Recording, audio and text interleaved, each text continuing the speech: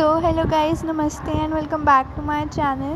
So this is part 4 in which we are going to cover the deformities of foot and ankle, and in previous video I have covered what is deformity and some important terminologies. So without wasting any time, let's get started. तो जैसे कि आपको पता है कि इससे पिछले video में हमने पढ़ा था कि डिफॉर्मिटी होती क्या है, और हमने कुछ इम्पोर्टेंट प्रीफिक्स पढ़े थे और उसके साथ कुछ इम्पोर्टेंट टर्मिनोलॉजीज पढ़ी थी that are very important to understand the deformities of foot and ankle. तो आज हम पढ़ने वाले हैं deformities of foot and ankle.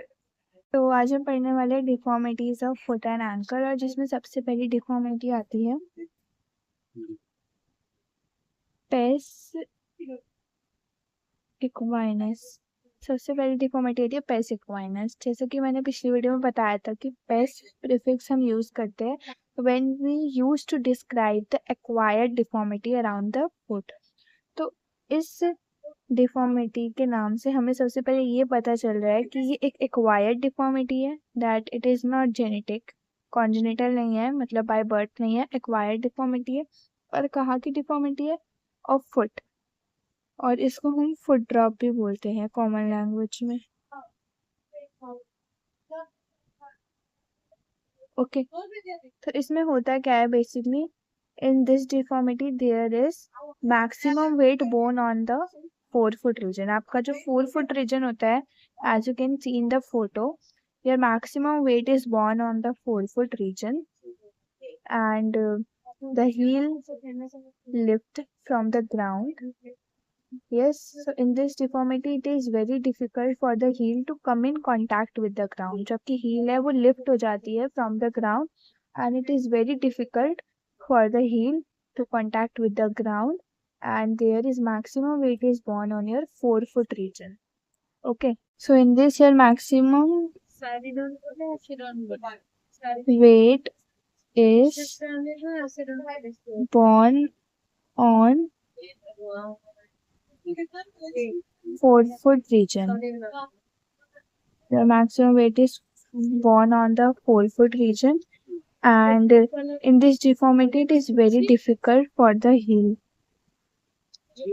Very difficult for heel to come in contact with ground. As you can see in the photo, the heel is lifted upward away from the ground. So it is very difficult to for heel to come in contact with the ground. So the maximum weight is borne on your 4 foot regions. Or we can say the foot is plantar flexed. Yes. Isn't it? It is plantar flexed. I have explained the term plantar flexed in previous video. Plantar flexion, dorsiflexion, flexion, extension, these all terms I have explained. So in this, the foot is plantar flexed. Yes, you can see the previous video if you don't know the meaning of these important terminologies for better understanding. So pes equinus is clear. Now the second deformity that we are going to talk about is pes calcaneus. Pes calcaneus, or we can say calcaneal foot. Calcaneal foot. Okay, one more thing I want to tell you in pes equinus, that is also known as foot drop. In this, the foot is dropped. Yes. So the reason for this is like your weakness or paralysis of a tibialis anterior muscle. When you are going to study the anatomy, the things will be more clear to you. क्योंकि इसमें हमारी या तो weakness या paralysis हो जाता है टिबियलिस anterior muscle का, तभी हमारा फुट ड्रॉप हो जाता है। क्योंकि टिबियलिस एंटीरियर मसल क्या है, वो डॉर्सिफ्लेक्शन में हेल्प करती है। यस, डॉर्सिफ्लेक्शन में हेल्प करती है। आपको ये टर्मिनोलॉजीज पता होनी चाहिए। अगर आपको नहीं पता तो you can go and watch the previous video जिसमें मैंने बहुत अच्छे से इन सब टर्मिनोलॉजीज के बारे में बता रखा है। तो फुट ड्रॉप जो है बेसिकली या तो वीकनेस या पैरालिसिस हो जाता है हमारे टिबियलिस एंटीरियर मसल। टिबियलिस एंटीरियर मसल क्या है, डॉर्सिफ्लेक्शन में हेल्प करती है। अब यहाँ पर देखो फुट प्लांटर फ्लेक्शन में है, मतलब प्लांटर फ्लेक्शन तो हमारा स्ट्रॉन्ग है, डॉर्सिफ्लेक्शन नहीं हो पा रहा है फुट का, तो मतलब क्या वीक है, डॉर्सिफ्लेक्शन जो डॉर्सिफ्लेक्सर मसल्स है हमारी फुट की वो वीक है, तभी तो डॉर्सिफ्लेक्सर नहीं हो पाता है। हमारे जो भी प्लांटर फ्लेक्सर्स हो पा रहा है, मतलब हमारे प्लांटर फ्लेक्सर मसल्स जो है फुट के वो स्ट्रॉन्ग है, तभी तो फुट ड्रॉप हो गया है ना। और वीक कौन से, डॉर्सिफ्लेक्सर मसल्स, जब भी हमारा फुट जो है वो डॉर्सिफ्लेक्शन में नहीं जा पा रहा है, तभी तो हमारी हील कांटेक्ट नहीं कर पा रही ग्राउंड के साथ, इजंट इट। तो या तो इसमें वीकनेस हो जाता है, पैरालिसिस हो जाता है टिबियल एंटीरियर मसल का जो कि एक स्ट्रॉन्ग डॉर्सिफ्लेक्सर है, या फिर हमारे कॉमन पेरोनियल नर्व का डैमेज हो जाता है। ठीक है, तो ये जब आप एनाटॉमी में पढ़ोगे तब आपको ओरिजिन इंसर्शन याद होगा, कौन सी मसल कहाँ से जा रही है, कौन सी नर्व सप्लाई कहाँ पर है। ओके, सो सेकेंड डिफॉर्मिटी पढ़ रहे थे वो है पेस कैल्केनियस, जिसको हम कैल्केनियल फुट भी बोलते हैं। It is a deformity that causes the heel to touch the ground.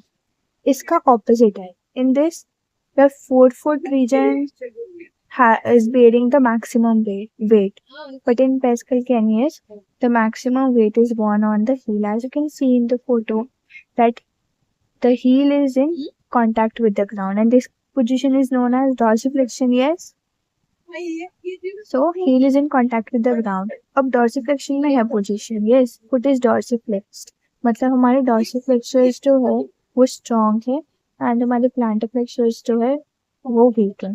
yes, तो in calcaneus foot heel touches the ground,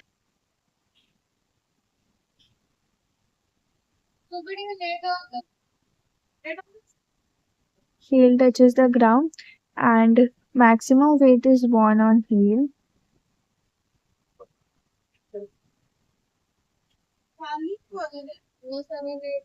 or we can say कि foot is dorsiflexed. Yes, as you can see in the photo that the maximum weight is borne on the heel. Heel bears the maximum weight.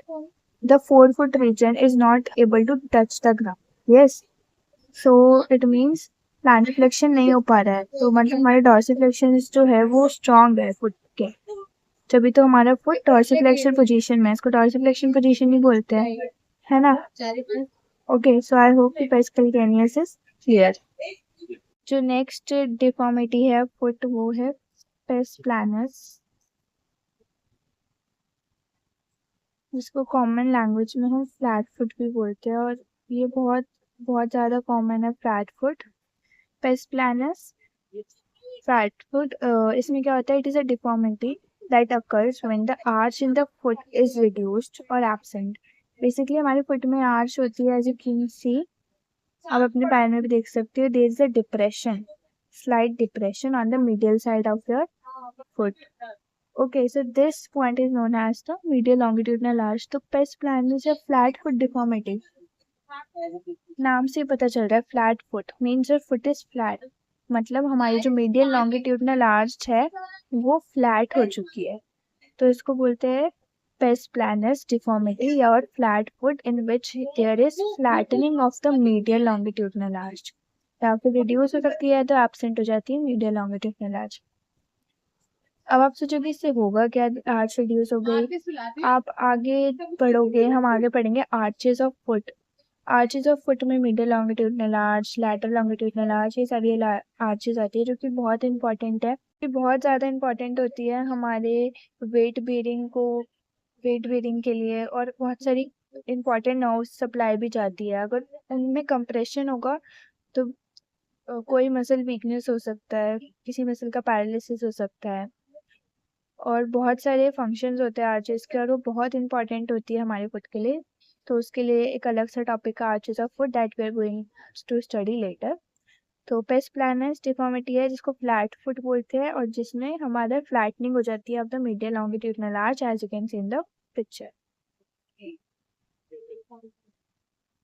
तो इसमें हो जाती है flattening of medial longitudinal arch. So जो next deformity है वो है pes cavus. Pes cavus is opposite of pes planus. Pes planus में there was flattening of the medial longitudinal arch, but in pes cavus there is high arch. मतलब जो optimum level है arch का उससे high हो जाती है, as you can see in the picture. Okay. और इसका जो characteristics है वो ये है कि there is hyper extension of metatarsal heads. देखो पिक्चर में देखो दैट metatarsal heads जो है they are lifted upwards, तो they are in hyper extension position. Okay. So next जो deformity है वो है varus and valgus, जिसमें अक्सर बच्चे बहुत कंफ्यूज रहते हैं. मेरे को भी स्टार्टिंग में बहुत कंफ्यूजन थी. बहुत सारे जब आप आओगे क्लिनिकल वर्कशॉप में तो पेशेंट्स देखोगे, अपने पैर पे डेमोन्स्ट्रेट करके देखोगे, समझोगे, तभी आपको ये सब समझ आएगा, वरना तो सब ऊपर से उठता जाएगा. सो वैरस मतलब क्या होता है? Varus is a deformity where your foot lateral border of the foot bears the maximum weight. मतलब as you can see in the picture, जो lateral border है उसमें सबसे ज़्यादा वेट है. अब lateral medial border कौन सा होता है? मीडियल बॉर्डर होता है, मीडियल मेडुलस जहाँ होता है, आपका एनाटॉमी में पढ़ोगे आप, तो जो आपका ग्रेटर टो है, ग्रेटर टो एरिया, वो वाला जो होता है मीडियल एरिया होता है, वो पूरा रीजन. और जो आपका फिफ्थ मेटाटार्सल है वो वाला एरिया जो होता है वो होता है आपका लैटरल बॉर्डर. या फिर आप ऐसे भी समझ सकते हो, medial border that is closer to the mid surgical line is known as the medial border, and lateral border that is away from the mid surgical line, lateral border. तो varus में क्या होता है? You can see in the picture that the maximum weight is borne on the lateral border. Maximum weight is born on lateral border and foot जो है इसमें adduction में चला जाता है. इसमें चला जाता है अडक्शन, प्लांट फ्लेक्शन, अबडक्शन, ये सब मैंने बताया है पिछली वीडियो में, आप उसमें जाके देख सकते हो कि कौन सा अबडक्शन होता है, कौन सा अडक्शन, ये सब. वायरस में फुट आपका अडक्शन में चला जाता है. अडक्शन मतलब closer to the mid surgical line. आप अपने दोनों पैर चाहे करके देखो, खड़े हो और अपना फुट को ऐसे टर्न करो कि आपका वेट जो है लैटरल बॉर्डर पे, एज यू कैन सी एकदम पिक्चर ऐसे करके देखो, और फिर देखो ये अडक्शन में जा रहे हैं, like they are coming towards the mid surgical line, और आपके नीज जो है वो दूसरे से दूर जाएंगे, है ना. तो you have to do practical करके देखोगे तभी पता चलेगा. तो इसमें foot is turn inward, foot is turn inward. Okay. और इस पोजीशन को हम क्या बोलते हैं? इस पोजीशन को हम सुपाइनेशियल पोजीशन भी बोलते हैं. जब आप अपना वेट जो है वो लैटरल बॉर्डर पे बॉर्न करते हैं तो उसको हम सुपाइनेशियल पोजीशन भी बोलते हैं. तो इसका ही ऑपोजिट होता है वैल्गस, जिसमें maximum weight is born on medial border. जो आपका मीडियल बॉर्डर है वहाँ पे मैक्सिमम वेट बॉर्न होता है, as you can see in the picture, and you can do the practical in your own foot. और इसमें हो जाता है अबडक्शन, जैसे कि आप करके देखो अपने खुद के पैर में, दोनों फुट में वैल्गस पोजीशन में लाओ, तो maximum weight will be borne on medial border. और देखना कि आपके जो फुट रीजन है they will go away from a mid surgical line, और आपके नीज जो है they will going to touch each other. Just do the practical and correlate with it, and also you can see in the picture for better understanding. So इसमें क्या होता है? Foot is turn outward.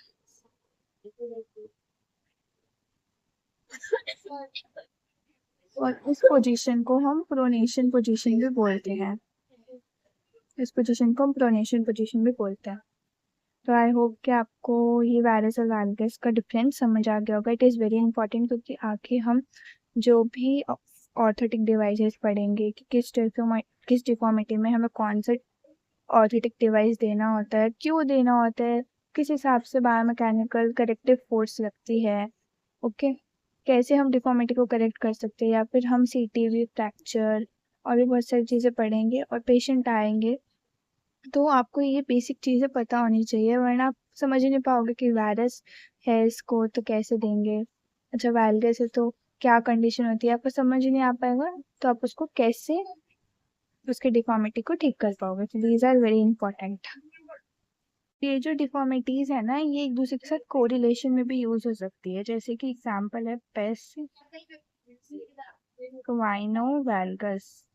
अब इसमें patient को इक्वाइनस condition भी है in which the heel is elevated and maximum weight is borne on your forefoot region, और साथ साथ valgus भी है, मतलब उसका फुट जो है वो मिडिल साइड में टर्न है, ठीक है, मैक्सिमम वेट उसका मिडिल साइड में है, अबडक्शन है, मतलब 4 फुट आउटवर्ड जा रहा है प्रोनेशन पोजीशन में, तो ये वैल्गस भी है, साथ साथ उसका हील भी एलिवेटेड है ना। तो ये दोनों कंडीशन क्या हो गए, इक्वाइनस और वैल्गस, तो ऐसे दो कंडीशन भी हो सकती है। ओके गाइस, आई होप कि आपको सारी deformities of foot and ankle समझ आ गई होगी। जब आप प्रैक्टिकल देखोगे करोगे तब आपको और ही ज़्यादा अच्छे से क्लियर होगी। सो आई होप कि आपको ये सब डिफॉर्मिटीज जो है समझ आई होगी, और नेक्स्ट वीडियो में हम पढ़ेंगे deformities of knee and hip. So thank you for watching.